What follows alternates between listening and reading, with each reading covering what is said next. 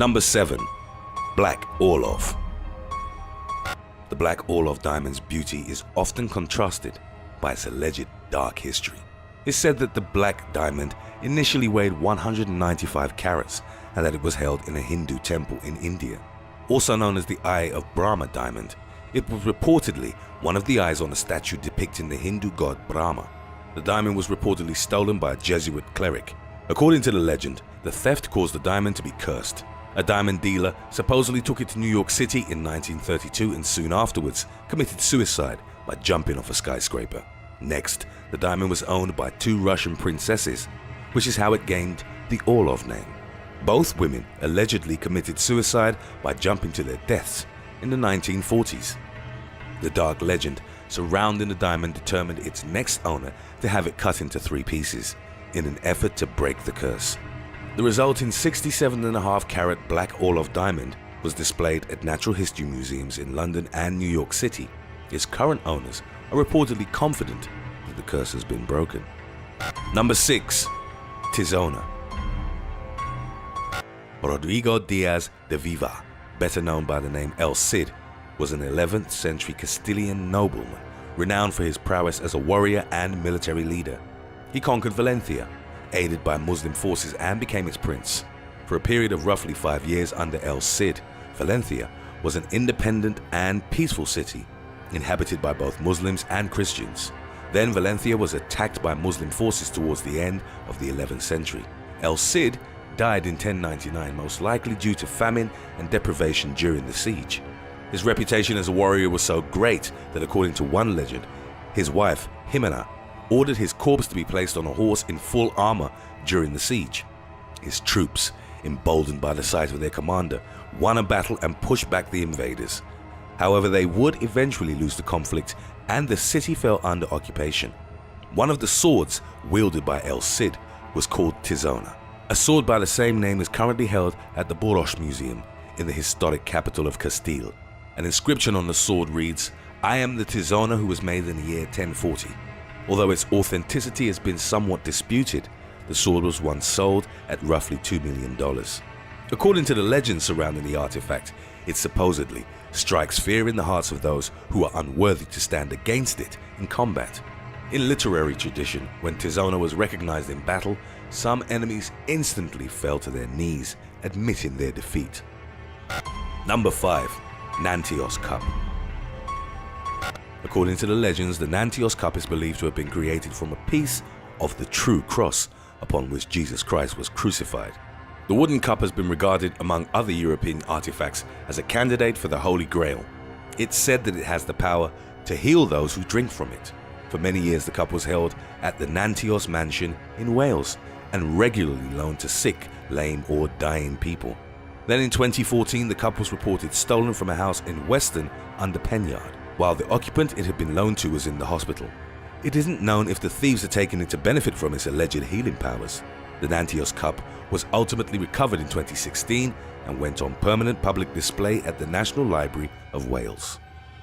Number 4. Thomas Busby's Stoop Chair. At the start of the 18th century, a man named Thomas Busby from Yorkshire, England, was convicted for the murder of his father-in-law. The 2 men had been running a coin counterfeiting operation, as well as other criminal activities. They allegedly had an argument about the business, which ended in murder, with Busby as the culprit. He was hanged in 1702 and gibbeted at a crossroads next to an inn, which would later change its name to Busby Stoop Inn. As one legend goes, on his way to his execution, Busby sat in a chair at the inn and cursed it as he got up. Another legend is that after he was hanged, his ghost haunted the execution site and the inn. Years later, locals started reporting strange occurrences regarding a particular chair at the inn. During World War II, several airmen who sat in it never returned from bombing missions across Europe during the 1970s. Several fatal accidents were linked to it. The chair was eventually donated to a local museum where it was hung from the ceiling to prevent people from ever sitting in it. Number 3. Fairy Flag. An heirloom for the chiefs of the clan MACLEOD, the fairy flag, kept at DUNVEGAN Castle, is surrounded by myth and legend. According to the clan's tradition, the flag was entrusted to a family of hereditary standard bearers and only the eldest male of said family was ever allowed to unfurl it. The origin of the 18-inch silk square, which is covered in elf dots, is as mysterious as its alleged magical properties. Some say that the MACLEOD chief fell in love and married a fairy. After 20 years, she was forced to return to the fairyland, but before she left, she gave her husband the flag. She promised that on 3 occasions during times of danger and distress, help would come to those who waved the flag. One story claims that it actually came from a Viking king who waved it during the conquest of Britain. Another story says its origins were connected to a MACLEOD that went on a crusade to the Holy Land and was rewarded with it after defeating an evil spirit. Many legends claim that the flag can only be used 3 times before it disappears. Its powers include, among others, multiplying the clan's military forces and saving the lives of certain clan folk. Number 2. Sword in the Stone. When most people hear about a sword in the stone, they tend to think of King Arthur and the legendary Excalibur. While this sword isn't as celebrated, it definitely has a fascinating history. The sword, halfway plunged into stone, can be found at the Rotonda at Montesiepi in the Italian province of Siena. It's said that it once belonged to Saint Galgano. Galgano Guidotti was a feared and ruthless soldier in his early life. Then he had 2 visions of the Archangel Michael. In the first, the Archangel told Galgano that he would protect him. In the second, Galgano followed the Archangel to the hill of Montesiepi, where he was met by the Creator and the 12 apostles. According to one story, Galgano was told in a vision that he needed to renounce material possessions. To this he replied that it would be as hard as splitting rock.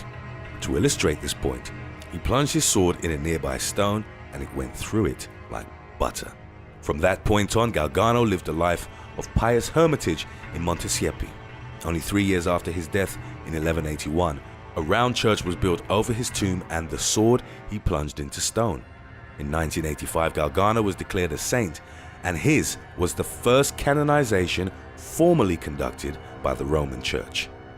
Numerous pilgrims visited the round church and miracles were reported upon contact with the sword. An analysis of the sword was carried in 2001, which confirmed that both the upper and the invisible lower parts belonged to the same artifact. Moreover, the metal composition and style of the sword were deemed compatible with the era of the legend. Number 1. Hand of Glory.